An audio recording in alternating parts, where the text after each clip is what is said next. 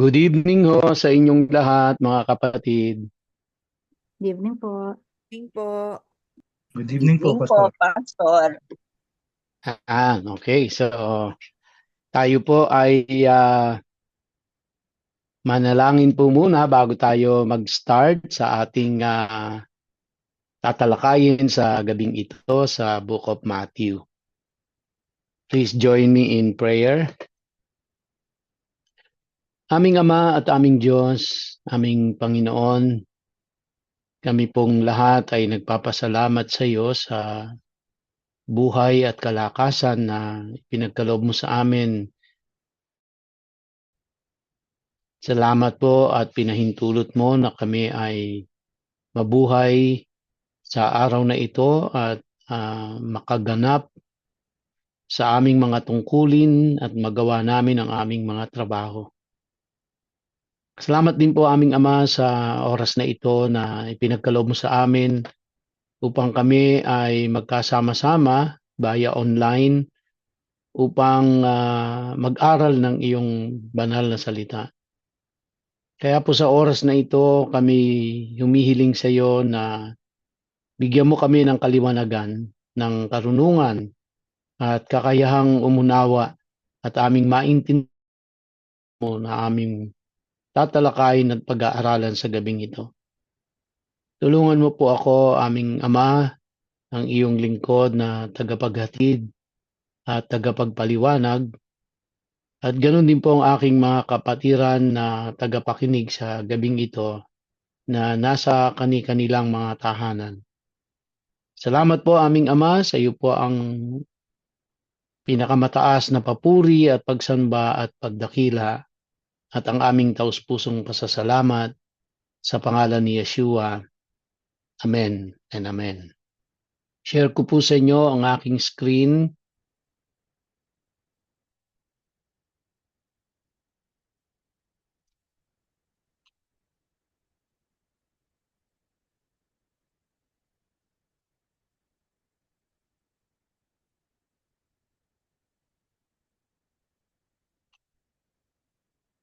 Tayo po ay nasa Matthew 27 at ito na po yung ikahuling bahagi ng ating pag-aaral sa chapter 27 and sunod po ay tatalakayin natin ang chapter 28. Sandali lang po, balik ko lang doon sa unang slide. Yan. So, dito po tayo mag-start sa verse 45 and then bakit ito? Yan.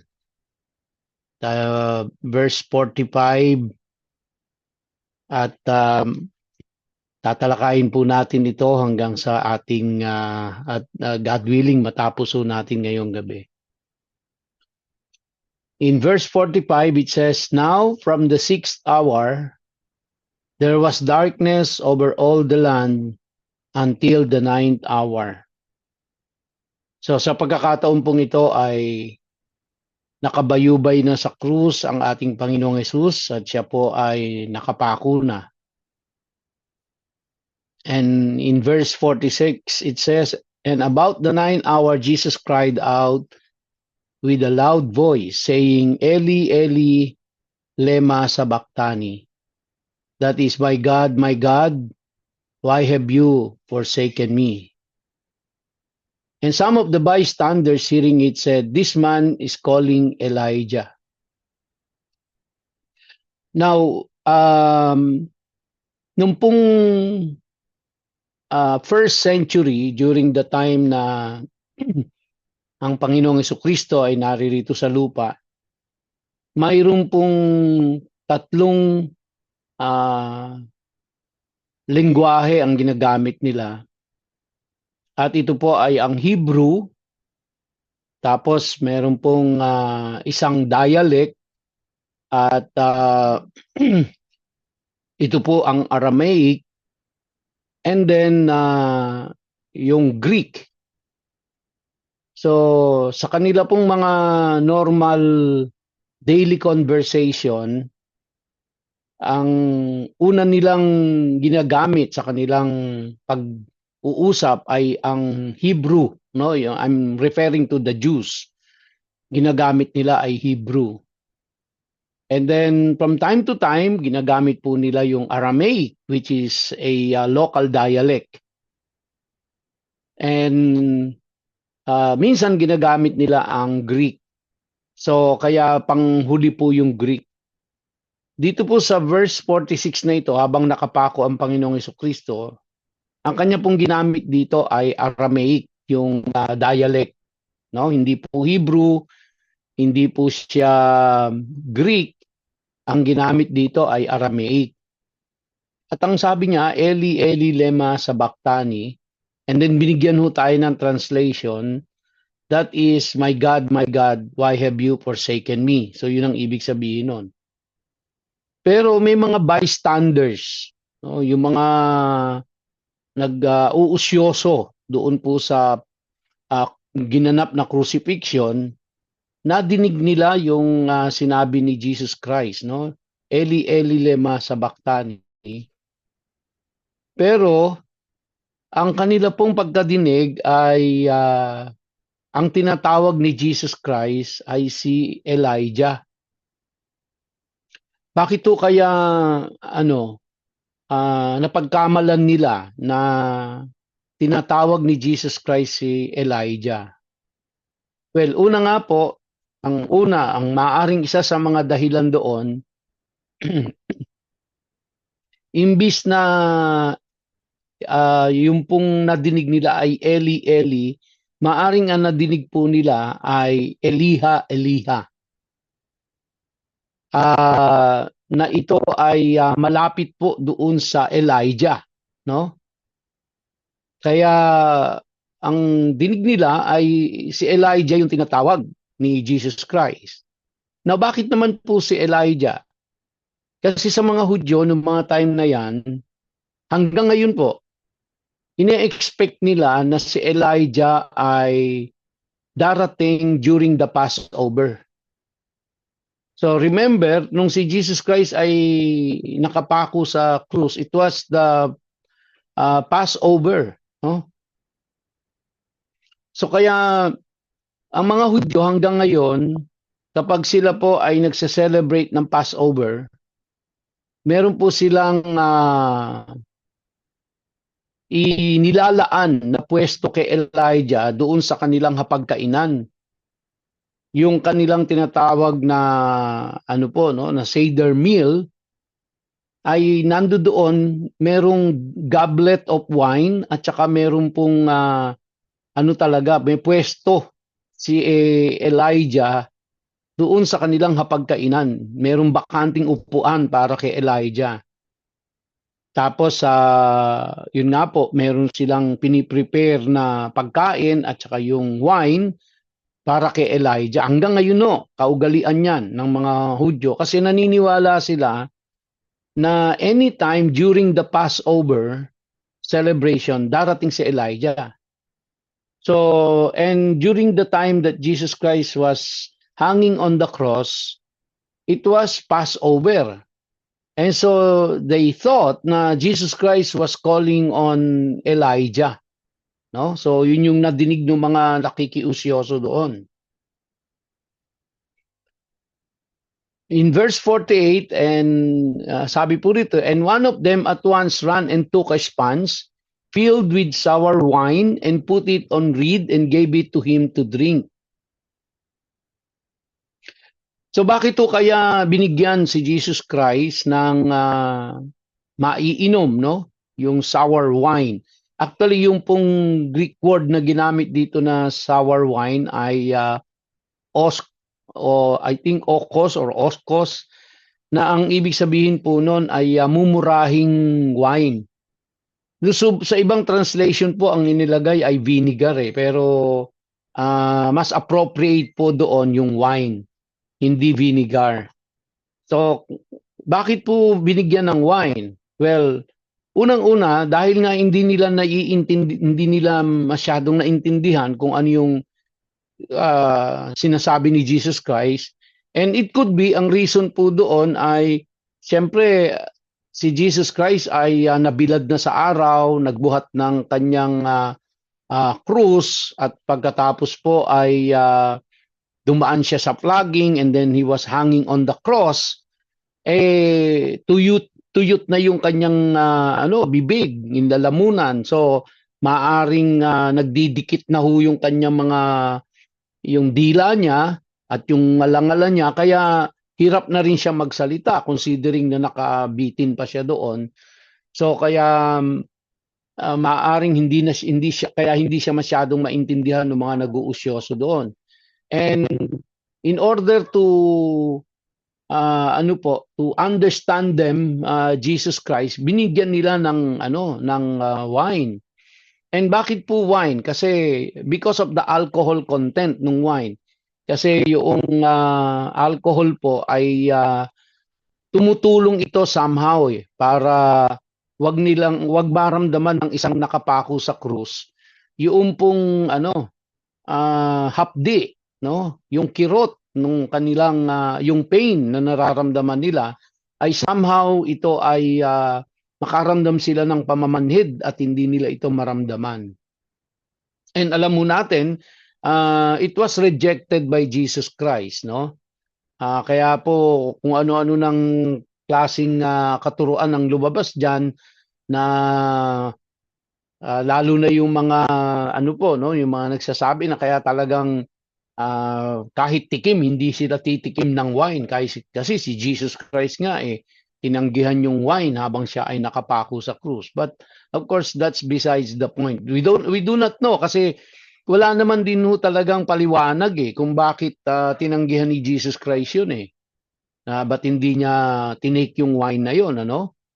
And it was also based on the immediate context na maaring kaya siya binigyan ng wine nung mga bystander, kasi nga hindi na maintindihan yung kanyang sinasabi. And the reason behind that, kasi nga po tirik na ang araw niyan, siya ay talagang nagdi-dehydrate na, nagdidikit na ang dila at ang ngalangala, considering na siya po ay nakasabit pa sa krus, nakapako. So kaya talagang halo-halo na, and it could be that was the reason bakit siya binigyan ng wine, no? Kung bakit tinanggihan ni Jesus Christ, wala pong explanation, no? So kaya we will leave it at that, na tinanggihan lang siya. In verse 49 it says, "But the other said, Wait, let us see whether Elijah will come to save him. And Jesus cried out again with a loud voice and yielded up his spirit." So at this point, when Jesus Christ yielded up his spirit, then humiwalay na po yung spirit sa kanyang body. So ibig sabihin, namatay na si Jesus Christ sa point na ito. Now, kadalasan po, hindi na natin sinasaliksik mabuti ano ang significance nung ginawa ni Jesus Christ na yon sa krus. At madalas na nating napapakinggan paulit-ulit na siya ay sinacrifice niya ang kanyang sarili para tayo po ay magkaroon ng kapatawaran sa ating mga kasalanan at tayo ay magkaroon ng kaligtasan. And pero hanggang doon na lang po ang ating tinanggap na katuruan at pinaniwalaan, and I believe there's nothing wrong with that. Pinaniniwalaan po natin na sinacrifice ni Jesus Christ yung kanyang sariling buhay para sa ating kaligtasan. Kung natatandaan niyo po, last Sunday binanggit ko na isa ito sa mga dahilan kung bakit ang mga Hudyo po ay hindi nila matanggap na si Jesus ay siya ang Mesaya. Kasi nahihirapan ho silang tanggapin na si Jesus Christ ay sinacrifice. Kasi nga, base ho po sa katuruan ng Torah, hindi inaalaw ng Diyos ang human sacrifice. Kaya kung natatandaan nyo, nang si Abraham ay hiniling ng Diyos na ihandog niya ang kanyang anak na si Isaac. Nung kanyang akma ng tatarakan ng patalim o ng balaraw si Isaac, pinigil siya ng Diyos kasi ito po ay it will be a human sacrifice, which is hindi inaalaw ng Diyos ito ang anumang form of human sacrifice. Kaya ang ginawa ng Diyos ay nagpadala siya doon ng isang ram, at yung ram ang naging kapalit ni Isaac. So kaya ang inihandog po doon ay hindi si Isaac, walang human sacrifice na nangyari, kundi ang sinacrifice doon ay yung lamb. Now, kaya ang mga Hudyo po ay hindi nila matanggap na yung pagkapako ni Jesus Christ is a form of sacrifice, no? For them to be saved, because yun nga po, they cannot accept yung pong human sacrifice because it is not allowed in the Torah. It is forbidden by God in the Torah, yung human sacrifice.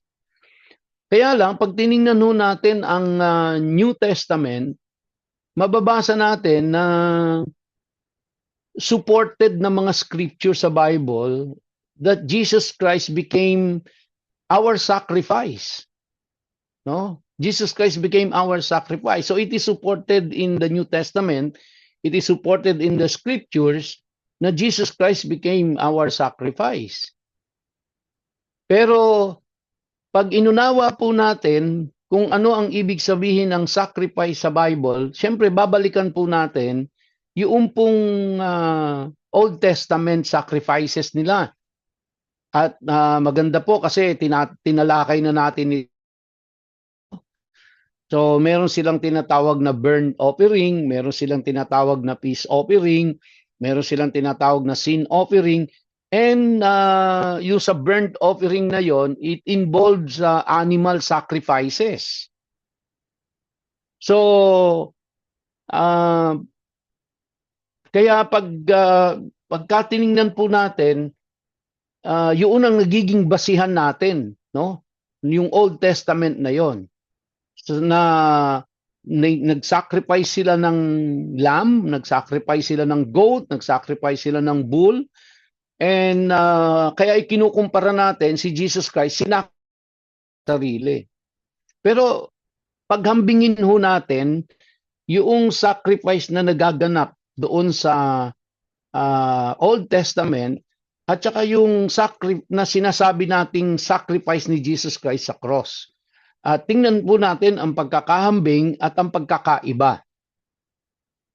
Unang-una, ang animals na sinasacrifice nila in the burnt offering in the Old Testament, no, ay hindi po siya dumanas ng puot ng Diyos.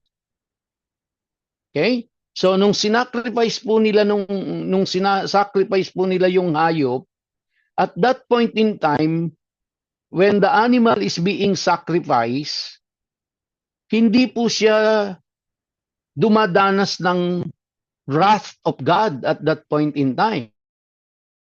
So yung animal po ay nagiging siya yung atonement for the sin they have committed. Pero naimbis na yung tao na nagkasala ang mamamatay, ang nangyayari po yung hayop ang pinapatay on behalf of the person who sinned against God. So, kaya lumalabas siya yung pinaka-substitute. No? Siya yung substitute. Instead na yung tao ang mamamatay dahil siya yung nagkasala, ang nangyayari po ay yung hayop na inihandog ang namatay para kasala. So, kaya na-reconcile ang tao sa Diyos dahil doon po sa animal sacrifices na yon. Na Diyos din naman ang nagtadhana nun.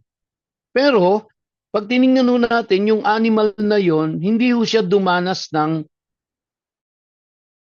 siya ay dumanas ng death but hindi siya dumanas ng wrath of God. So, madalit salita, ang pagkakahambing, imbis na yung taong nagkasala ang namatay ay yung hayop. On our part naman, imbis na tayo yung mamatay, ang namatay para sa atin ay ang Panginoong Hesus. So kaya lumalabas, may similarity doon sa pagsasacrifice doon sa animal at saka kay Jesus Christ. Kaya sinasabi nila na si Jesus Christ ay naging sacrifice para sa atin.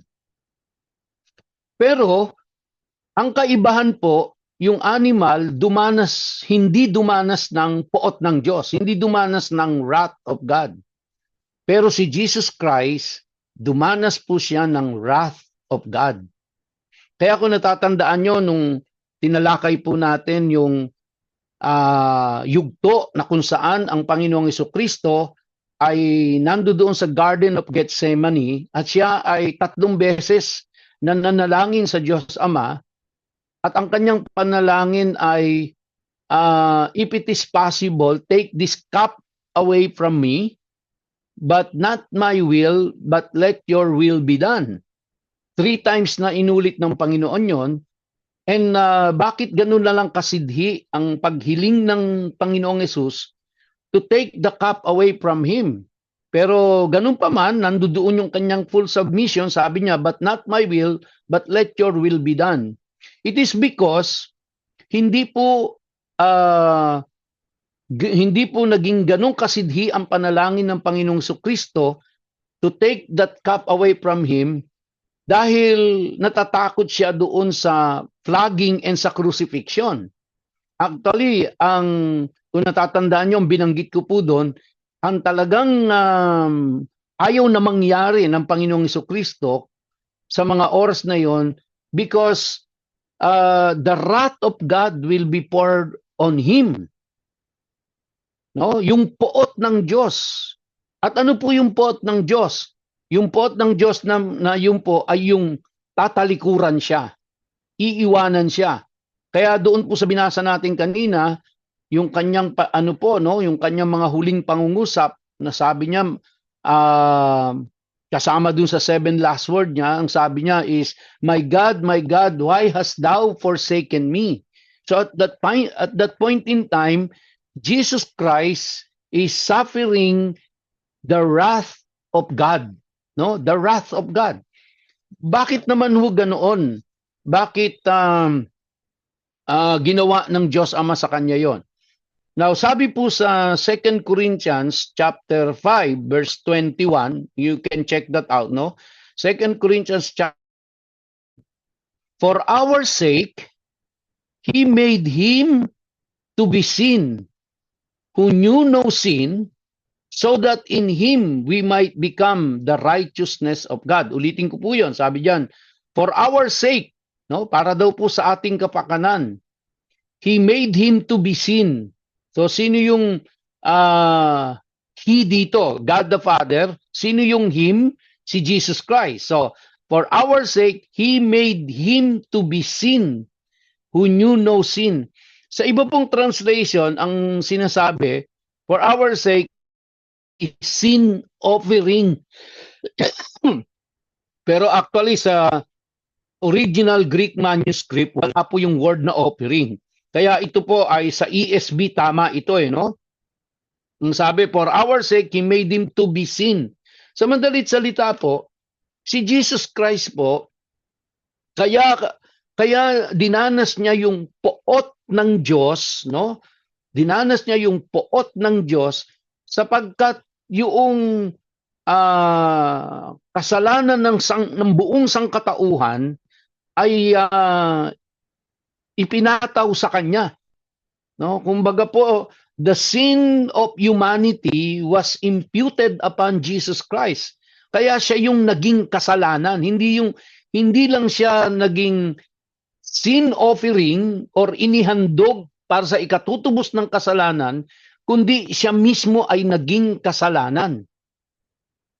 Kaya po yung poot ng Diyos ay ibinuhos sa kanya.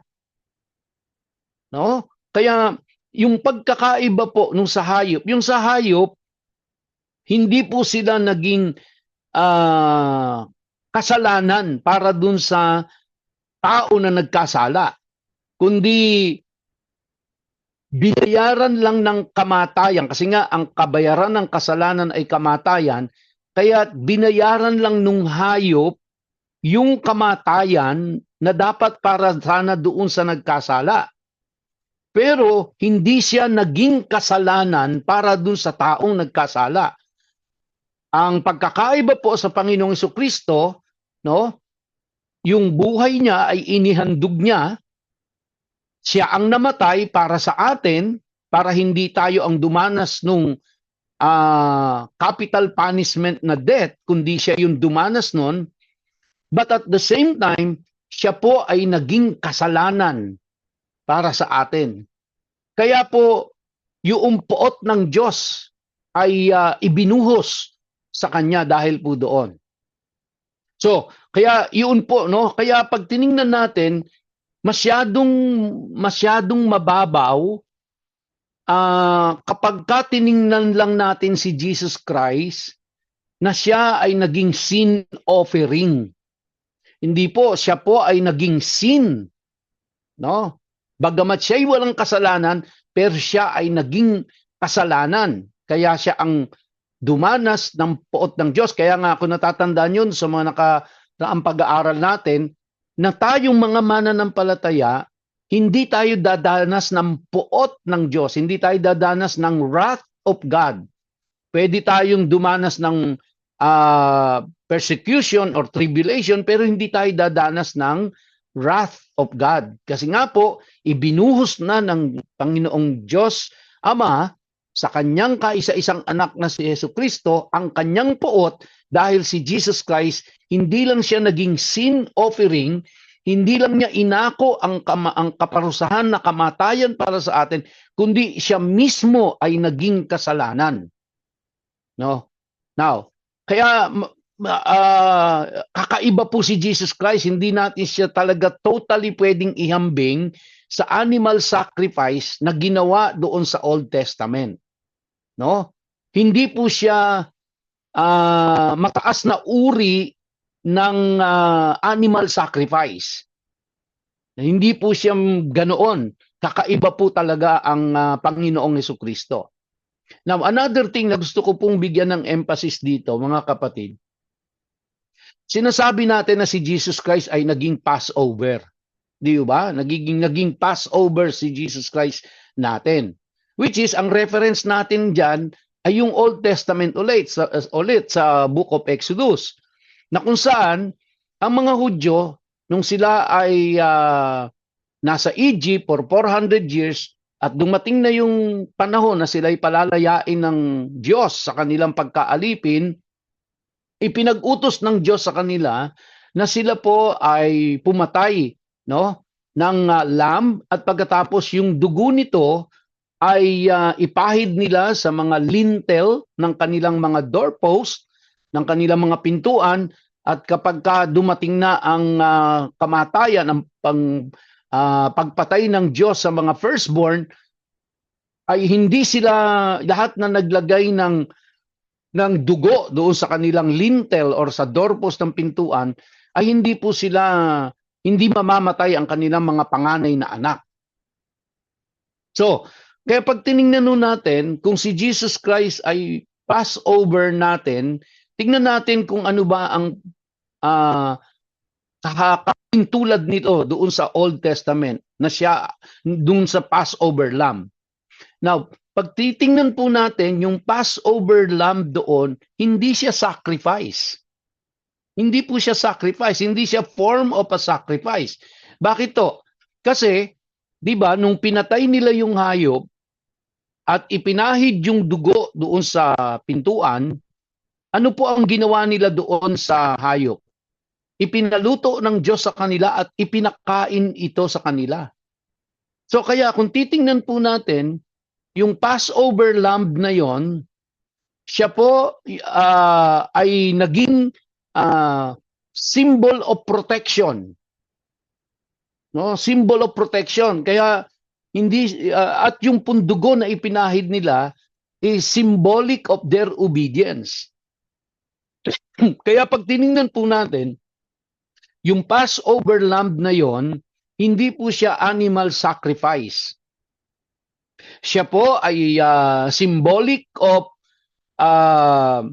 their obedience to God. Sumunod sila sa Diyos na ipahid yung dugo, and that gave them protection. And then after that, yung pong lamb ay kanilang pinagsalu-saluhan. Kinain nila yon. So it is, kaya yung Passover na yon is not a form of sacrifice.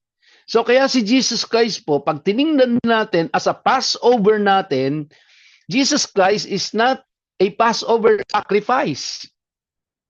Sana nasusundan niyo po ako, no? Kasi pag pinaghambing natin, pag sinabi natin si Jesus Christ is our Passover lamb, then titingnan natin kung ano yung ibig sabihin ng Passover lamb doon po sa Old Testament. So sa Old Testament, in the book of Exodus, nakita po natin na ang Passover lamb nila is not a form of animal sacrifice. Di ba? Kundi yung Passover lamb nila ay naging symbol of obedience nila at naging symbol of protection nila at naging symbol po ito ng sustenance nila dahil kinain nila ito. So, kaya when we look at Jesus Christ as our Passover lamb, we have to look at Jesus Christ as our protection, no? As our sustenance, and the death of Jesus Christ on the cross was a symbol of his obedience.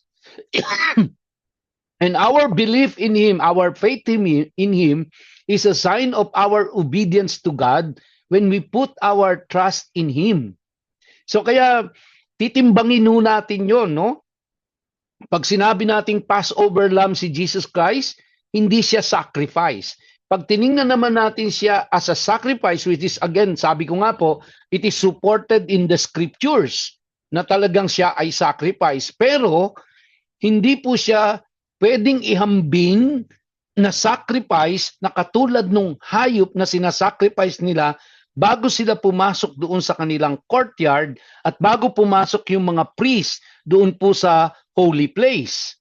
Because, uulitin ko lang po, ang Panginoong Jesucristo ay dumanas ng puot ng Diyos, samantalang yung mga hayop na sinasacrifice nila sa kanilang templo, hindi po yung dumanas ng puot ng Diyos.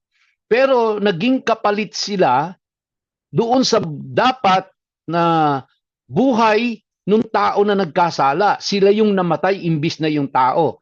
On the other hand, sa atin naman po, si Jesus Christ, imbis na tayo yung parusahan ng kamatayan, si Jesus Christ ang namatay para sa atin. So kaya pag sinabi natin si Jesus Christ ay sacrifice, no?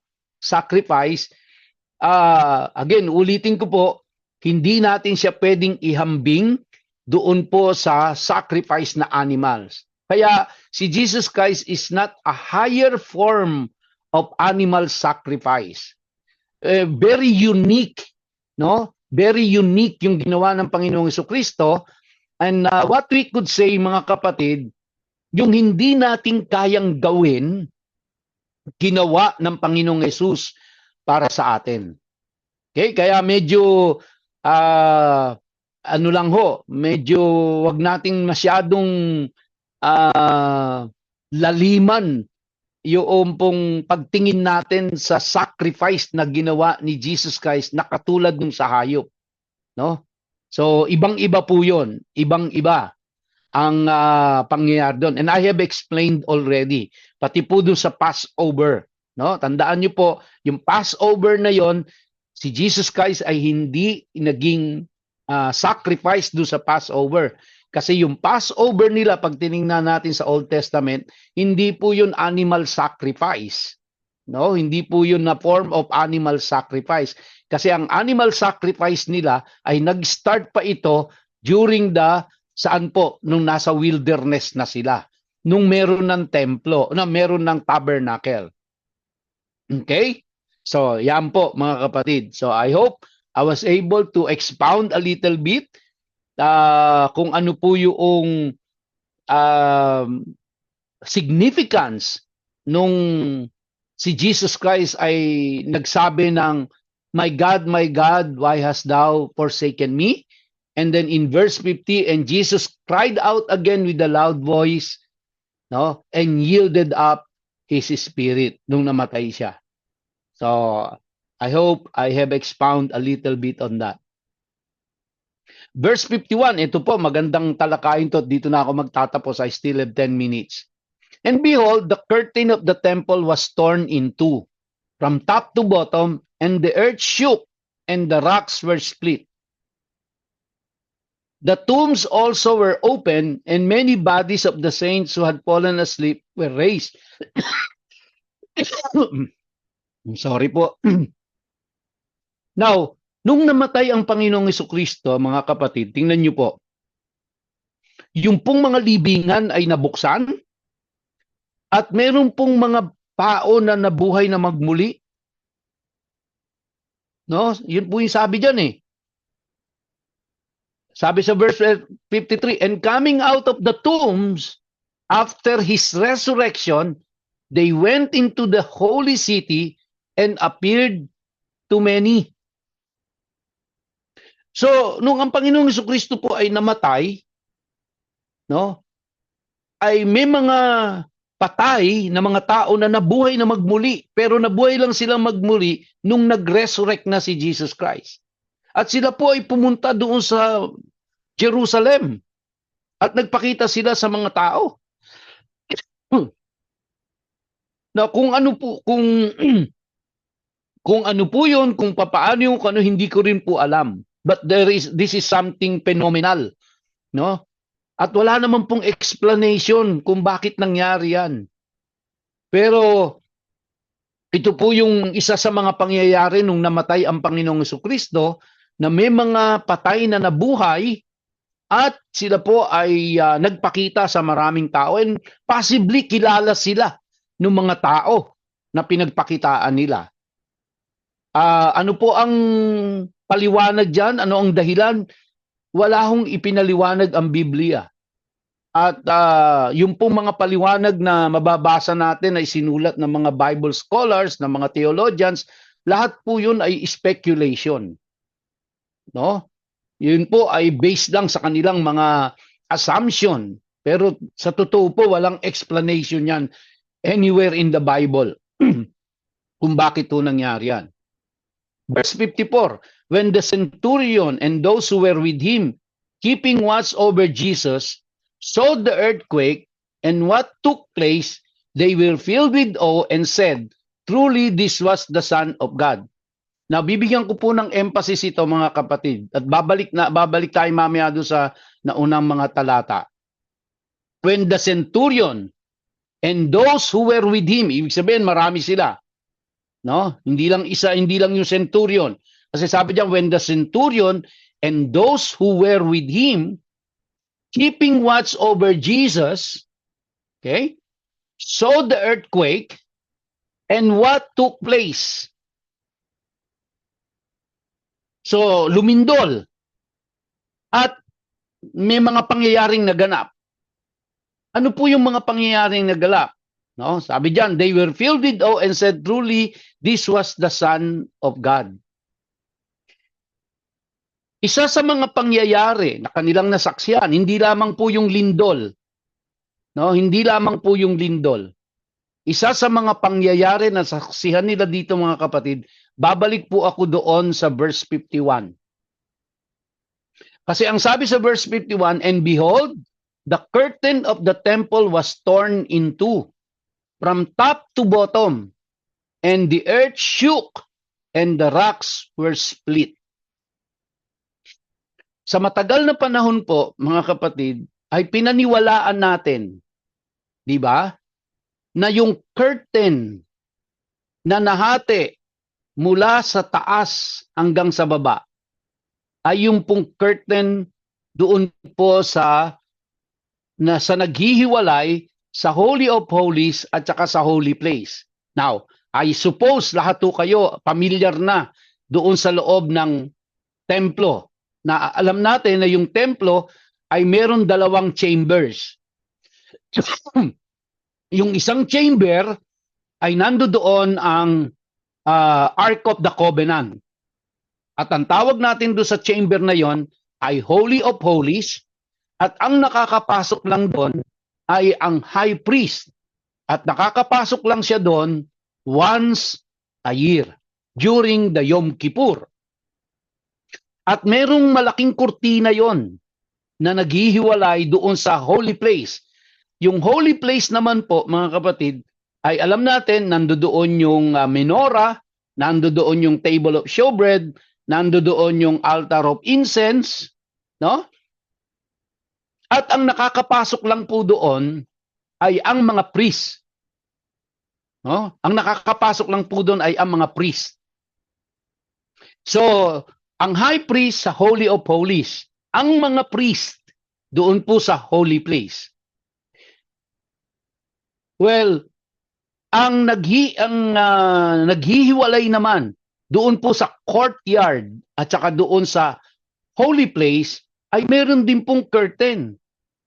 So, ang lagi nating binibigyan ng emphasis, mga kapatid, ay yung curtain na naghihiwalay sa Holy of Holies at saka sa holy place. Kaya, ang sabi natin, nung si Jesus Christ ay namatay, yung kurtina na yon ay nahati mula taas hanggang baba. Okay? At ang sabi natin, nagsisimbolize ito na meron na tayong access sa Holy of Holies. Hindi ba? Yan po yung common na understanding natin. Nakalimutan natin na dalawa ang curtain. Dalawa ang curtain.